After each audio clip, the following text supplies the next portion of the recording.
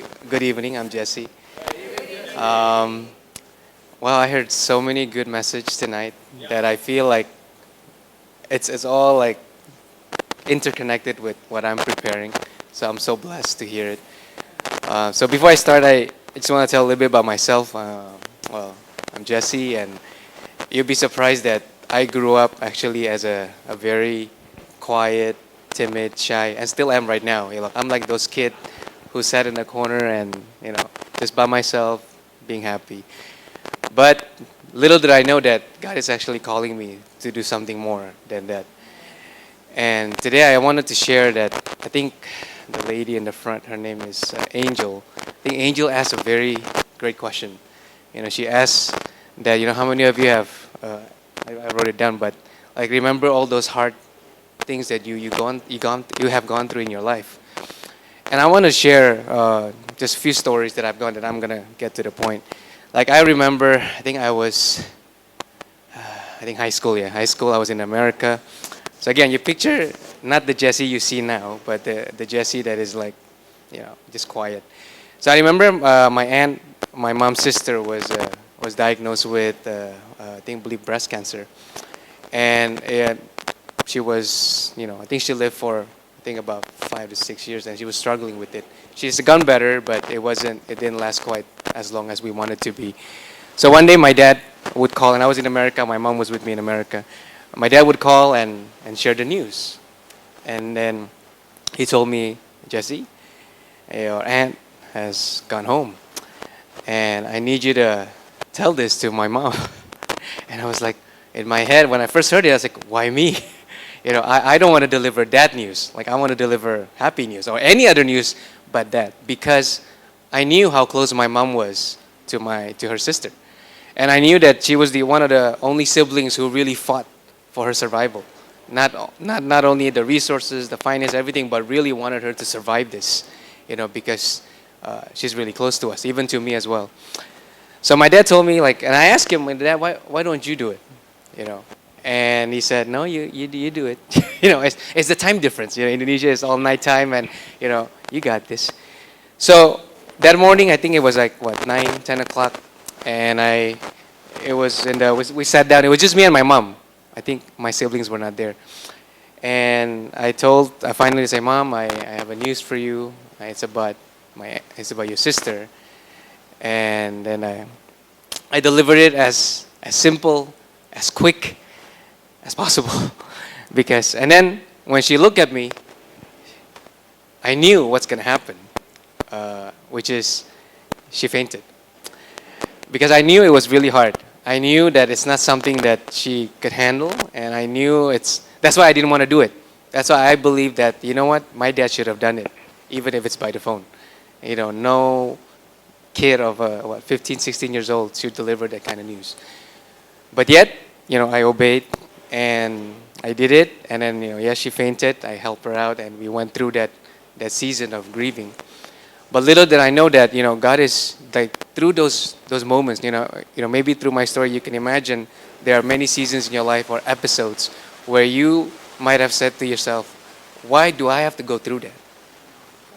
Why not somebody else? Why is it so difficult? Why is it not fair? Why, all those why that might have played in your hands. But little did I know that God is actually preparing you. And that's why when I was praying for this message, God gave me a word, which I thought at first, what does this word mean? But the word that He gave me was crosspoint. And when I asked God, okay, Lord, what is this crosspoint? Basically, it's like those moments in your life where you experience things like that, maybe in different degrees. But those moments are actually key moments where God is actually building you. Those are key moments where God is actually preparing you for whatever's going to come next. And another story I wanted to share, and then I'm going to go straight, continue on, was that another hard, cross point. I'm going to use that word a lot. So, and as I use those words, I want you to, again, I think some of them have asked you, imagine those moments, those key defining moments where God has called you to a place where you get to decide, actually, whether you want to obey or whether you want to not obey. Because whatever you do, it affects I believe, your growth process. So, before I married my wife, I was in one relationship, and I was with her for about, I think about 3 years. It wasn't a good relationship. I mean, it was good for me because it was the first time, but I knew that, I was being, yeah, bad luck. Let's put it that way, yeah? So I was in ministry and she was not. We are not equally yoked, sort to say, or we're not in the same faith. And I fought for that relationship because when I dated someone, I always knew the end goal was to end with marriage. So I have reconsidered a lot of things, but I knew deep down was, God was already telling me, you know what, this is what you want. This is not what I want. So finally, after 3 years, I decided, and I remember this moment very, very much because I could have taken it longer. I could have had my way and even get married if I wanted to stay in the relationship. But I prayed to God, and God told me, no, you gotta end this. So I did, and I remembered the day because it was on Valentine. I know it was really bad. It was really bad. It was one of the hardest moment to do because it was dragging, and I felt really bad. And we went to the same campuses. We had the same classes, and even afterwards, we're still in the same classes. And well, I don't want to go through the detail, but that but that moment, I remember when I told God, okay, Lord, I'm going to do it, and I did it. And I remembered, like, I think what Giffy said. Where's Giffy? Right there, right? When you obey God, like when you hug your dad, I believe that was kind of like the same moment. When you said, yes, Lord, I want to leave this relationship and go after something that is better. There is that freedom. Even though, that was February, right? Valentine's, yeah, February 14th. And there was still like, until May, until the semester's over. I still see her and all that stuff. But the decision was made. Transformation has started. And that was that cross point that I had to face. Now, some of you may, as you listen to two of my stories, two of my examples, you probably are recalling maybe some past cross points that you have passed, that you have gone through, and you made decisions to grow. You made decisions to obey God, or you made decisions to forgive. You made decisions to trust Him and to have faith and to do all those things. Or maybe some of you are still living in one. You're in that cross point, and then you're deciding whether or not I'm going to go to the left and follow God's values, or I'm going to go to the right, follow my instincts, what I want, what I think works, or you're going to stay where you are until you're ready to make a decisions. Whatever you decide to make, I believe God, it is still, I believe, is within God's grace.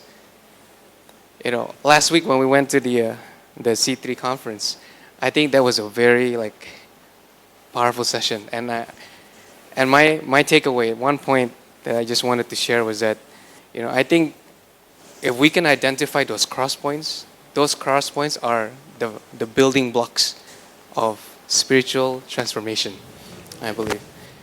Okay, let me repeat it again. Those cross points in our life, those are the building blocks of your spiritual transformation. In other words, those are the building blocks for your growth into maturity. Whether you like it or not, whether you are aware of it or not, God's plan is already in motion in your life, in my life. I mean, look at me, where God has taken me from, a quiet boy and into someone who liked to tease people out of the blue. I mean, that's, people don't believe me if I told them I'm an introvert, but I am. I'm still am. But if He can transform us and take us to where He wants us to be, then He can do the same with you. So, how do we identify those cross points? How do we identify those moments or episodes in our life where things are just so difficult? Well, I want to pull up the story of Joseph, and it's just going to be very brief. Oh my, I have 30 seconds. Okay. So, 3 points about Joseph. 1, he was hurt, he was sold and betrayed by the brothers. And I believe those are the beginning of his cross points. 2nd, he was betrayed again by Potiphar and his wife. And 3rd, he was forgotten by the cupbearers. Because, he did his part. But yet, in all those 3 cross points, those 3 events in his life, he chose to trust God. And that verse, I think Romans 8:28, I think Angel again already said it. I think he lived his life based on that verse, which is to trust God and believe that God still have a plan for good, no matter what happened in his life. He chose God's values. He chose to submit to God's plan, not what he wants, because he could have taken revenge.